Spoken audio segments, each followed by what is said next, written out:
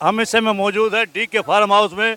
आप देख सकते हैं 29 तारीख को बावन पाली कथा का आयोजन होना है और आज यहाँ पर एक सेकंड, बावन पाली कथा का आयोजन होना है 29 तारीख और आज उसके लिए ड्यूटियाँ लगाई हैं, वार्ड बनाए गए हैं डीग फार्म हाउस पर।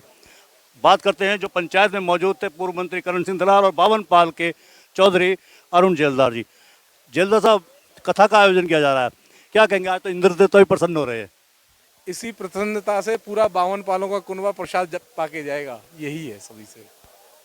ये बावन पाल की जब कथाएं होती है इसके पीछे क्या वो है जो संस्कृति हमारी? नहीं, एक परिवार है 52 पाल और सभी लोग एक साथ बैठ के प्रसाद पाते हैं और उस समय प्रसाद के समय कई बार चर्चाएं होती हैं, समाज को आगे ले जाने के लिए अपने अपने सुझाव भी दिए जाते हैं, आशीर्वाद दिए जाते हैं और उससे ये सारा कुनबा इकट्ठा रहता है और आगे के लिए भारत को आगे बढ़ाने के लिए हमेशा तत्पर रहता है।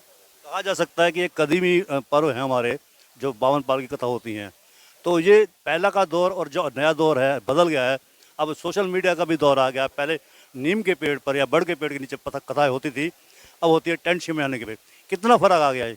नहीं नहीं, ऐसा कभी नहीं। 52 पालों का बहुत बड़ा कुनबा है, इसमें लाखों आदमी प्रसाद पाने के लिए आते हैं और ऐसी स्थिति में एक इंतजाम किया जाता है, वो हमेशा से किया जाता है। जब जैसी व्यवस्थाएं रही है उस हिसाब से किया जाता है। आज सोशल मीडिया का ज़माना है तो नए बच्चे भी ज़्यादा इससे जुड़े हुए हैं और अभी जो आजकल की व्यवस्था है, पहले लोग गाड़ियों से आते थे, बैलगाड़ियों से आते थे, फिर ट्रैक्टर से आने शुरू हुए। आजकल आप देख रहे हैं ये कारें हैं, बड़ी बड़ी गाड़ियां हैं, उन सब से आ रहे हैं। तो जिसके पास जैसी सुविधाएं होती है, पैदल भी आते हैं, साइकिल से भी आते हैं। ये तो भाई से भाई का मिलन होता है और भाईचारे के साथ और कुनबे के साथ या घर परिवार के साथ ऐसे ऐसे लोगों के दर्शन होते हैं जो आपने शायद किए भी ना और आगे करें भी ना। ऐसे कार्यक्रमों में ऐसी ऐसी महान विभूतियों के चरण पड़ते हैं जिनके चरण पड़ने से उद्धार हो जाता है जीवन का। आपने भी कई कथाओं का आयोजन किया है, दो तीन तो मेरी नज़र में है बावन पाल की कथाएं की हैं। चौधरी सुरेंद्र सिंह तेवतिया कथा का आयोजन कर रहे हैं 29 तारीख को, क्या कहेंगे इस कथा के बारे में? चौधरी सुरेंद्र सिंह तेवतिया जी ने जो ये सत्यनारायण भगवान की कथा का आयोजन पूरी तेवतिया पाल और 12 गांव के लोगों ने मिलकर के इनके इस कार्यक्रम को कामयाब करने का संकल्प लिया है।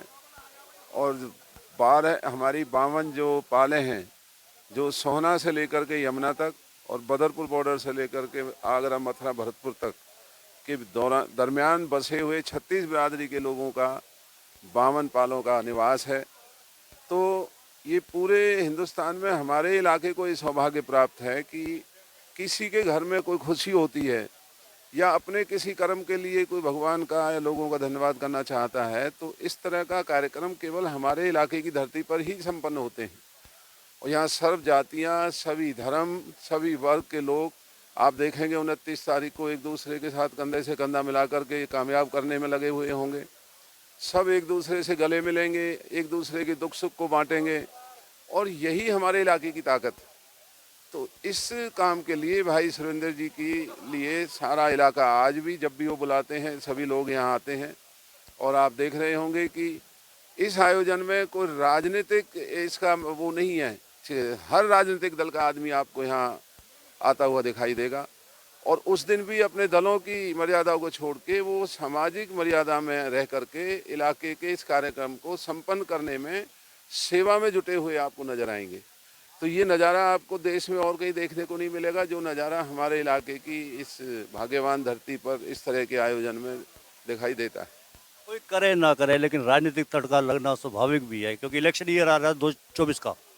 आप लोकसभा की तैयारी कर रहे हैं, चौधरी सुरेंद्र सिंह तेवतिया भी चुनाव की तैयारी कर रहे हैं या दूसरे भी लोग तैयारी कर रहे हैं, इससे कहीं ना कहीं फ़ायदा तो लाजमी होना ही है। नहीं, इन कथाओं में हमारा राजनीति का कोई हमारा निजी स्वार्थ नहीं है, ना हम इसमें कोई राजनीतिक किसी तरह का वो दिखाने में लगे हुए हैं। ये हमारी तेवतिया पाल और हमारे इलाके के 12 गांवों के आह्वान पर कार्यक्रम हो रहा है, तो यहाँ कोई राजनीतिक किसी स्वार्थ की बात नहीं है। और ये ठीक है कि भाई सुरेंद्र सिंह तेवतिया जो आयोजन कर रहे हैं, जो सौभाग्य उन्हें हासिल हो रहा है, उन्हें सबका समर्थन मिल रहा है, तो उनकी अपनी किस्मत है। जो इस इलाके की कहावत है कि नियत से कोई भी काम किया जाएगा तो उसमें बरकत होती है, वो अपना काम नियत से कर रहे हैं तो भगवान उसमें बरकत दे रहा है। और आप देख रहे हैं कि कितना फैलाव हो रहा है, कितने लोग जुड़ रहे हैं। तो ये आने वाली 29 तारीख को यहाँ का जो नज़ारा है वो पूरे देश के लोग देखेंगे कि हमारे इलाके को भगवान की कितनी बड़ी कृपा है कि हम मिल कर के और कार्यक्रमों को कामयाब करते हैं। जैसे सुरेंद्र दत्त भी प्रसन्न हो गए हैं। अच्छा, लोकसभा में विधेयक पारित हुआ है 33% का, ये 22 वार्ड 2 वार्ड बनाए गए महिलाओं के, संतुष्ट है उससे? काफी रहेंगे? देखो, उस आप 2 वार्ड की बात ना करो, 1 और 1 11 बन जाते हैं। इस महोत्सव के अंदर महिलाएं बड़े बड़े उत्सव के साथ नाचती गाती हुई अपनी पारंपरिक वेशभूषा में इस तरीके से आएंगे और सुरेंद्र भाई को आशीर्वाद दे के जाएंगी। ये पहचान है जो राधा बरसात भी हो रही है। बिल्कुल। अब करेंगे आयोजक साहब से बात कर। हाँ जी चौधरी साहब, कथा का आयोजन कर रहे हैं आप, कितना एहसास हो रहा है आपका? नहीं, ये हमें तो मेरा सौभाग्य है कि आज ये इलाके की सरदारी, जो मैंने एक विचार मेरे मन में, हमारे परिवार के मन में, हमारे गांव बस्ती समाज के मन में आया था कि भाई एक इस तरह का धार्मिक आयोजन होना चाहिए। और मैं तो अपने पाल का, दीग और बारे गांव का मैं बहुत बहुत आभारी रहूँगा, और अपने इलाके की सारी सरदारी का, जिन्होंने मेरे आगे बढ़ करके मेरे इसमें इस निमंत्रण को स्वीकार किया और इस कथा को करने की जिम्मेदारी ली। मैं उनका हमेशा हमेशा आभारी रहूँगा। ये थे हमारे बीच में, और बारिश की बूंदों के बीच में मैं आपका वेलकम करता हूं। आपसे अनुरोध है कि आप हमारे यूट्यूब चैनल को, फेसबुक पेज को, इंस्टाग्राम को, ट्विटर हैंडल को लाइक करें, फॉलो करें, कमेंट बॉक्स में जाकर प्रतिक्रिया दें, इस लिंक को ज़्यादा से ज़्यादा शेयर भी कर दीजिए। धन्यवाद। जय हिंद, जय भारत।